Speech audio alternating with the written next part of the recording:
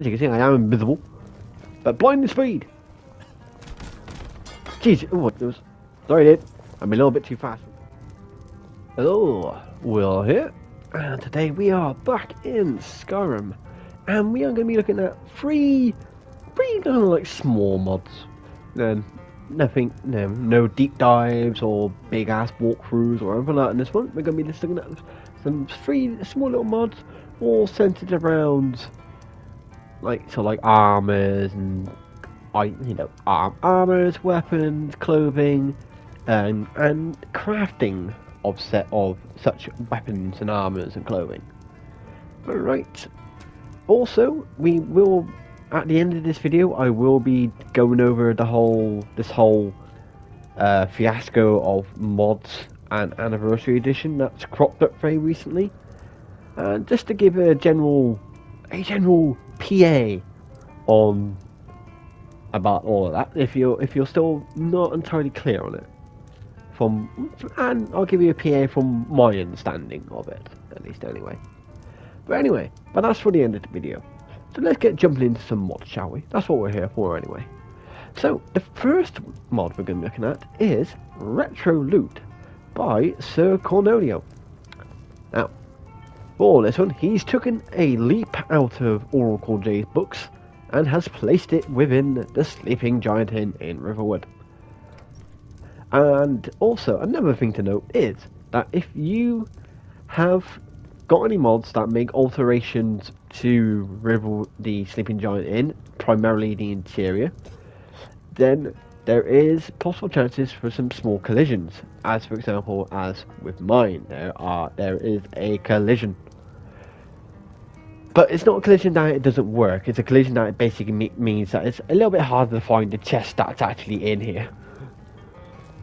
Now, you can come and find the cheat chest if you so wish, which has all these new items in it, or you can go off and explore and go diving into dungeons and caves and ruins and all this and all that, and to go and find these items if you want to do it more immersively. But for this, I'm going to use the cheat chest because I'm trying to review the mod here. But right, to find the cheat chest, all you need to do is basically, again, come into the Sleeping Giant Inn, come to the alchemy table here, and basically come to the right of it, and you're looking for an unowned chest, and then you'll search it. But as you can see in mine, I got a lot of things colliding with it, because obviously I have alterations made to the Sleeping Giant Inn. But right, so what Retro Loot is that it adds in items and spells as well, and a few kind of bits of apparel that were unique items in Oblivion and Morrowind. So it's like, for example, here we've got Elidion's Ward, which is obviously a glass shield in this, and it blocks 75% more of your shield, increases your health by 150 points, and increases stamina regen by 100%. So all in all, not actually that shabby. We've also got Fin Gleam, which where it is able to see in the dark and breathe underwater. And so this is a good close recall to Fin Gleam from Oblivion. The only slight difference between this Fin Gleam and the other Fin Gleam is I think in Oblivion it had detect. I think it had detect life. It was either detect life or it had basically light. But obviously what Socolonio's done here, he decided to take that element away, because you're able to see in the dark, so you don't really need light, and you can breathe underwater. So, still not a bad one to go for. It's just a shame that there isn't actually much under the water in Skyrim. You don't really find that much underwater in Skyrim, to be honest, which is a bit of a shame. But it's still good for if you do a lot of dungeon dwelling and jumping into caves and ruins and stuff like that. It still has its good use with the ability to see in the dark. And we've also got Cleaver St. Founds, the Baser, the Akapari Warmaster Sword, which actually does a slightly more unique kind of enchantment, which is lowers an enemy armor rating by 10% on each successful hit. So basically it's like disintegration, which you don't really get in Skyrim. You don't really get disintegration really all that much. So it's something a bit more unique-ish to Skyrim. And you got a whole bunch of spells that also do disintegration, as well as actually makes you move faster, which I did do a lot of testing, and these do work. You do literally move faster, so you actually literally run a lot faster. So very useful. And you've got you got Final Stitch Ring, which is 50% normal damage resistance, resist magic 100%. The Ring of Khajiit, movement speed, sneaking, lockpicking, and so speed, sneaking, lockpicking, and pickpocketing are all 50% better, basically. So all in all, not a bad combination of stuff, really. Then you got Warlock's Ring, resist 35% magic, move 50% faster, increases health by 100 points. And then Ring Chameleon, wearer's invisible, interrupt moving object, breaks the spell, wearer is muffled and moves silently. So obviously with this one, it would be, you equip the ring, you become invisible. Obviously if you interact with something or do some kind of action, obviously that invisibility ends. And all you gotta do to basically make yourself invisible again is just take the ring off and then put the ring back on, and then bosh, you're invisible again. So it's still useful. Though you do have to keep taking it on and off, on and off, on and off, but it still has a use for it.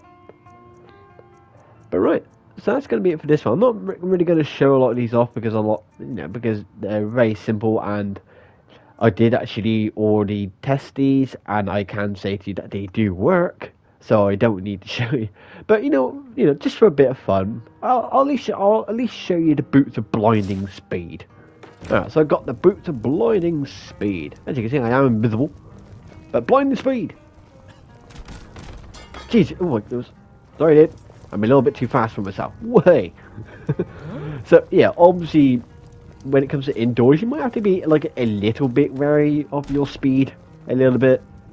But this obviously would be very good, very useful for when you're out on the world map. Kind of thing, just to get from one place to another place very, very quickly. But right, so that's going to be it for that one. It's a nice simple one, nice and easy. And you can have a bit of fun with it, especially with the speed increases. But right, so that is Retro Loot by Circonolio. So, and as always, there will be a link in the description below if you want to add this one to your mod list. And yeah, you can probably have a little bit of fun with this one. But right, on to mod number 2. Into which we are going to go to Whiterun, because mod number 3 also takes place in Whiterun, so just to make my life easier. And 2, this place doesn't have a smelter, and I need a smelter. So we're going to go to Whiterun, and we're going to check out mod number 2. Alright, and here we are for mod number 2, which is Crafting Enhanced by Sinister Death. Funky name. But right, so what Crafting Enhanced does is basically pretty much what it says on the tin.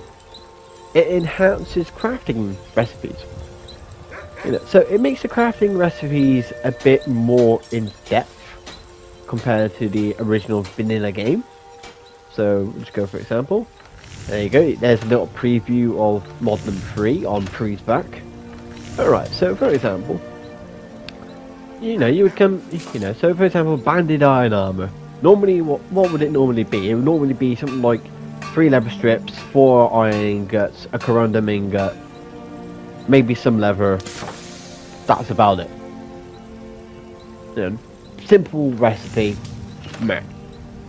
But as you can see with this one, yeah, we still have the 3 leather strips, but we also have iron plate, corundum plate, iron buckles, and iron rivets. Albeit a lot of iron rivets, but iron rivets. But so basically what it does, it makes it seem a bit more of a kind of a more of a realistic recipe. Because it's like, yeah, if you're using 4 ingots, iron ingots, how the hell are you supposed to make the entire armor piece and all the pieces that hold it together from just 4 ingots? Just 4 ingots. But no, what this does is you got 4 iron plates, so that's all the plating of the armor, and a corundum plate, just to, so then, you know, it's sort of like, has that little bit of corundum difference to it. But you also got iron buckles and iron rivets, which is what would normally be used to, like, basically kind of put everything together, hold everything together, you know, and just makes it a bit more of a realistic kind of style of recipe. So then if we go down to, say, down to steel, we'll find the steel armor, wherever the bloody hell is. But you know, so you know, you got the scaled armor. You got 8 corundum buckles, 3 steel plates, 2 reinforced leather, and 64 corundum rivets. I mean, I think 64 might be a little bit excessive in the amount. You know, you could probably half that and it'd be fine. So I think 64 is a bit excessive for like the amount of rivets that this needs, or the amount of rivets that the banded iron armor needed. I think 64 is a bit excessive, but you know, it's there. That's the way it is. So I do think that some of the numbers could be slightly altered with it, just so then it's sort of like, you know, it's a bit, you know, it's like 32 corundum strips for that. I think that's a bit much, but I like its concept. I like it that they've tried to make it a bit more of a realistic, kind of a bit more immersive way to how to create armors. And I think it might also be for the same for weapons as well. So yeah, so like for the dwarven arrows, for example, we got 24 dwarven shaft. I don't know what the dwarven shaft is. I'm just going to guess it's basically, it's sort of like obviously the actual main body of the arrow. But you also have to create the arrow heads as well for these things. Now, let's just go down. We go miscellaneous. So we go on here. We got missing name for whatever the hell that's supposed to be. I don't know. But as you can see, you know, you got corundum buckles. But so you do need 1 corundum ingot to make the buckle. But lucky enough, for 1 corundum ingot, you get 16 buckles. So it's, you know, and for like 1 corundum ingot, you get 128 rivets. So at least it's not like you need 64 rivets, but 1 ingot only makes 16 rivets. Actually, one ingot makes actually double the amount you need for a particular piece of armor. So at least they've done that. And they, you know, they've got the items, these like the smaller items like arrowheads, buckles, rivets. Their numbers matched up quite well to what is needed to create these particular things. I would just say that it is a bit like, I would say it is sort of like, I think some of the numbers could be shrunk down a little bit, so you don't need as many, but at least they're compensating for that in some areas. So to get all like these like little tiny bits and bobs and stuff like that are needed, you can obviously find them in the miscellaneous. For like the arrowheads, the buckles, the rivets, the grips, stuff like that. You can find them in the miscellaneous tab. A couple of things that this also does is, on the tanning rack now, is you will find hide, leather, bone mold, and chitin, and a couple of the new items needed to make these armors. So you got like the reinforced neck leather, reinforced leather, you know. But to me it makes sense that the leather armor is created on the tanning rack rather than being made in the forge, because it's leather. It's not made of a metal, it's leather. Why would you make leather in a fire? It doesn't make a lot of sense to me. So obviously they've made some small alterations like that to that as well. But also there are some changes also to the smelter. So if you go look on the smelter now, so yeah, you got the you got your basic dwarven metal, this, that and the other. But as you might see, requires dwarven dagger, requires dwarven axe, requires dwarven warhammer. So basically what it is you can do now is that you can use weapons that you find to make these ingots. So you don't always have to keep selling the weapons that you find. You know, you can either keep them and sell them for gold, or you can keep them and turn them into more crafting materials. You know, so it gives an extra use for those low-level weapons that you keep finding that you're never going to use, and basically aren't really worth all that much money. It gives an extra use for them, which I think this is also, this is also a good touch. It's a nice little touch added into it. So, and it makes it more in depth. All right. So yeah. Now I know there are also other like smithing enhancers that makes alterations to smithing and how it works and what's needed and what kind of items you need. If you already have a mod that does that kind of style of thing, then this one isn't compatible with other mods that do the very same kind of thing. So this isn't compatible. So it is kind of like you'll either need one or the other kind of thing. So if you already have one that does something similar to this, let me know in the comments below. So then other people can also see what other ones there are. But also there will be a link in the description to this one, if you want to try out this one for yourself, on whether if you don't have any kind of crafting enhancers, or you like the idea of this one a bit more than the one you already got, this, that and the other, la la la. There will be a link in the description below. My only thing I would say about this one is that maybe some of the numbers for some of the crafting recipes are a little bit high. So it's like for the rivets, it's maybe 64 rivets. For me, I would say maybe a little bit high, and maybe put it down to maybe 32 rivets instead of 64. But then change the amount of rivets that an ingot can make from 128 to maybe 16 rivets. So so you have to do a bit more to make the items that are needed. But then ultimately in the end, that does actually add up and add on to your leveling of your smithing skill, rather than having it double over the amount that's actually needed. So therefore then you have to do less. You have to do more, but only by a small little margin. So it probably could do with some balancing out in the ways of amounts. But all in all, I think this is probably not a bad one to go for if you're looking just for a nice little crafting enhancer.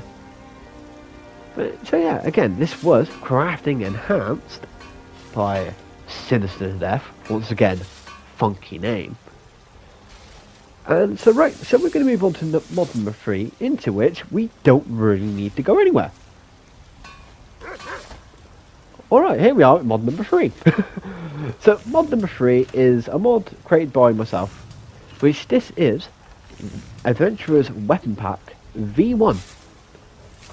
Don't ask me why I put V1 in there, because I'm planning to do another one like this, or an expansion, but I'm probably just going to expand this one, so it may, or the name may change, and I may take the V1 out, kind of thing, or whatever. But I'll figure it out later, further down the line.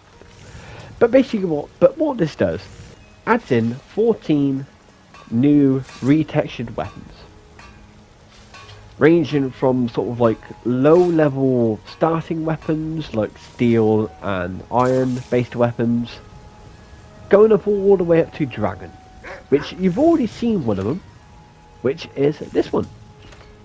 So this is Excalibur, which in the description you will see all the names for all the new weapons that this small mod has, because this is a very, very small mod at the moment.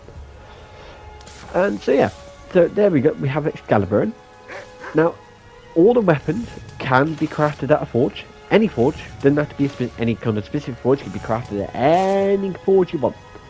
And the rest, and they all have their own crafting recipes, tempering recipes, so you can improve them. But the recipes aren't overly complicated or anything like this or anything like that. They're nice, fairly nice, easy, simple recipes. But you are required to have particular specific smithing perks to be able to create specific weapons. So obviously you can create iron straight from the beginning of the game, you don't need a perk.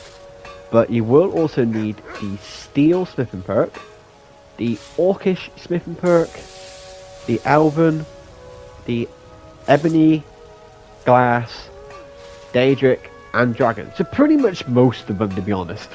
It's pretty much most of them. Which obviously, you know, probably a lot of people probably have all of these anyway. So nothing to worry about there.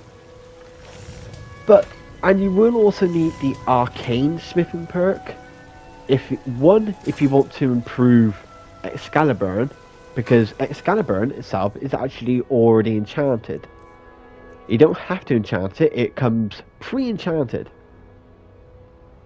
So you will need the arcane smithing perk to improve Excalibur, as well as any of the other weapons that you make if you give them an enchantment. But what happens if you don't have the smithing perks? You just haven't got the smithing tree all perked out, or you haven't really concentrated on smithing all that much. You can buy these weapons. You can buy them, so I don't have to necessarily make them. You can buy them.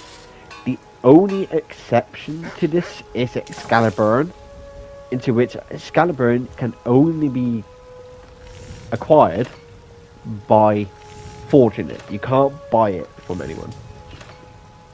But the other 13 weapons you can buy, into which you can either buy them from Adriana Avenici over there, or Alba Warbear, or Yorland Greymane.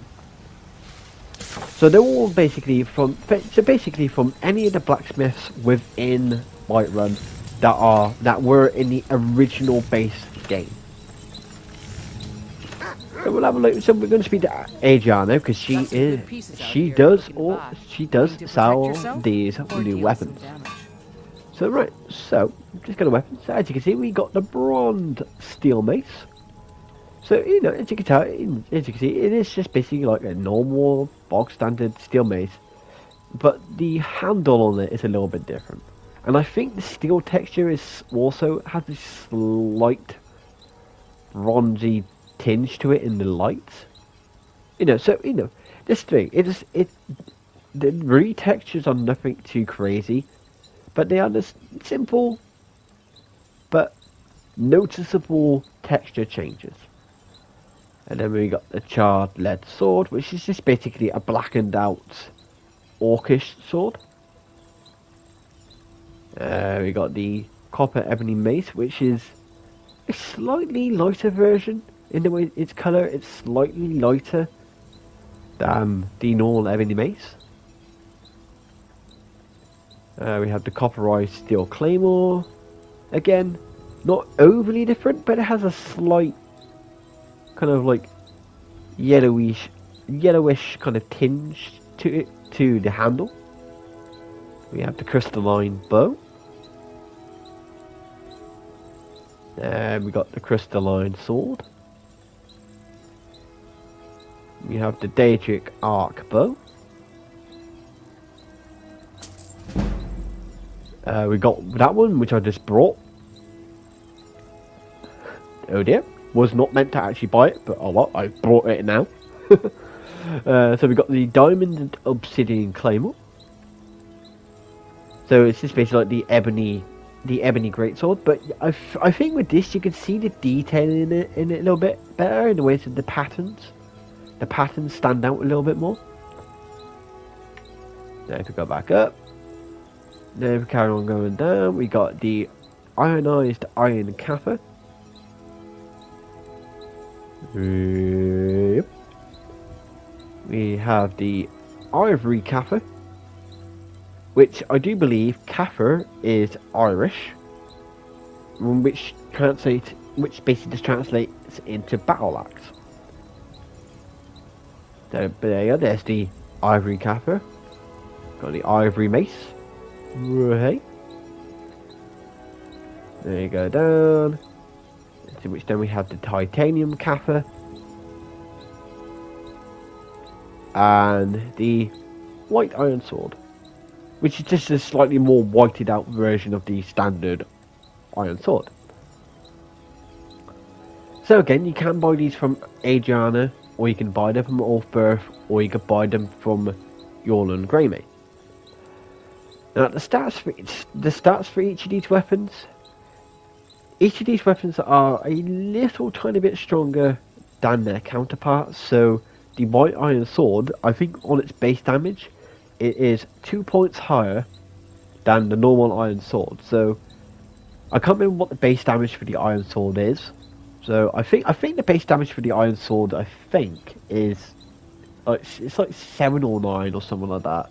But let's just say the base damage is 7. Then the white iron sword base damage will be 9. You know, so it's just 2 points higher.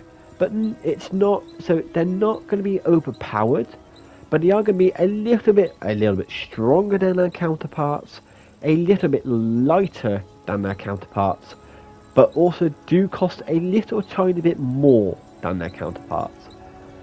So if she has does she have an iron sword? No, she doesn't have an iron sword. Well, bloody great, so I can't show that off then, can I? But yeah, so. But it is, you know, they're... Okay, so I can show you the steel battle axe. So as you can see, the steel battle axe is damage 19, weight 21, value 247. Which the titanium kappa is damage 22, weight is 19, and value is 308. So the stats are a little bit different. So this is a little bit stronger, a little bit lighter, but also does cost a little bit more. You know, just to try and sort of like create that balance with it. But that's basically it for the Adventurer's Weapon Pack V1. Now I probably will be updating this further down the line in the future, you know, adding in some more weapons. I may also start adding in armors as well to this. So you can start creating unique kind of armors, this, that and the other, you know, but obviously making sure that everything is all balanced nicely and fairly balanced, you know. Don't forget to check inside the But so that's it for this one. There will obviously, of course, will also be a link in the description below if you want to add this into your mod collection. But talking about mods. Now, over the past few days, there has been a slight sort of like kind of fiasco when it comes to modding in regards to the anniversary edition. Now, so I'm just going to base all of this on from what I understand and from what I know myself, which is to be said, not a major shitload, but it's enough to be able to give a little tiny bit of advice about it. So the general fiasco is that the creator of the Skyrim script extender, which obviously normally you can only get on PC, put up a Reddit post explaining that mods are going to have a problem working on the anniversary edition, and the reason is it's something about with the Visual Studio that Skyrim Special Edition uses, and the one that the Anniversary Edition is going to be using. because they are going to be different ones. Yeah, I can't remember the exact name of the Visual Studio. I think it might be Microsoft Visual Studio. I'm not 100% sure, but it's basically Special Edition uses the 2015 version, whereas the Anniversary Edition is going to be used in the 2019 version. And due to that, mods, at least on PC, are going to have some kind of generalized issue with running, especially with the script extender. They are going to have that kind of small issue alongside with them. Now the only problem is it doesn't explain when it comes to console. So I don't know if console is also going to have the same problem or not. But I'm going to base this little piece of advice on the advice that the Reddit poster, or the creator of the Skyrim script extender, has also given out to everyone else.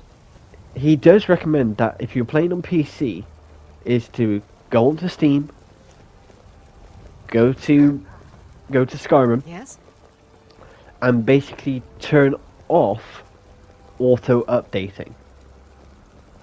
So therefore then, when they release Anniversary Edition, the Special Edition will not be overwritten by the Anniversary Edition. And so therefore then, if you want to upgrade to Anniversary Edition, you have to do it manually. And then also on top of that, is when you come to launch Skyrim on PC, is to then never launch it via Steam, and only launch the game via your mod organizer, whichever one you're using, whether it be Mod Organizer 2 or the Nexus Mod Manager, whichever one you're using, launch Skyrim through them and not through Steam. Now, when it comes to console, obviously it's a little tiny bit different, because obviously consoles, they can't use script extender. It doesn't work on console.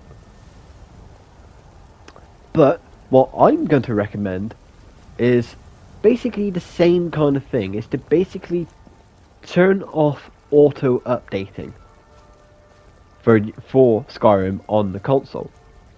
So then when they do release Anniversary Edition, you have to confirm it and say okay to it to update. And to basically just to do that until it is clarified that mods for console are either still going to work or are not going to work. So that's what I'm just going to advise, is to basically turn off auto updating and just carry on using Special Edition until it has been clarified and basically or announced or whatever that Anniversary Edition is either going to work with mods or is not working with mods. But right, so there's my little PA, my little public announcement and my little bit of guidance. So yeah, if you have any questions about this whole fiasco thing and stuff like that, then just let me know. If you have any questions about this whole fiasco thing or anything like that, just let me know in the comments below. If I'm able to give you an answer, obviously I'll give you an answer. If you're asking something that I'm not 100% sure about, I'll redirect you to the Reddit post that was put up by the author of the script extender, as well as try and give you some, I try and give you some kind of answer from my understanding on the technical side of it all and all this and all that. But that's of course if you have any questions. If not, then you ain't got nothing to worry about. But right, so that's going to be it for this video. Once again, there will be links to all the mods in the description below. So there will be links to Retro Loot by Sir Cornelia, Crafting Enhanced by Sinister Death, funky name, and Adventurer's Weapon Pack of V1 by myself. So if you have any mod suggestions, you can let me know in the comments below. Or what you can do is you can like this video, then go to the channel, subscribe to the channel, click on the notification bell, which apparently does stuff, and in my channel banner you will find links to my Twitter and my Discord. Warning, Twitter I don't use that often, so Discord is your better option, into which on there you can leave me more suggestions on there. Also, you can also get information on mods that I'm working on, ask me any generalized kind of modding questions, and just generally hang out with other people on the server. You know, have a bit of a laugh, have a bit of a giggle. Why not? You ain't got much to lose, so why not? Alright, so that's it for me. That's it for this video. So until next time, I'll see you all later.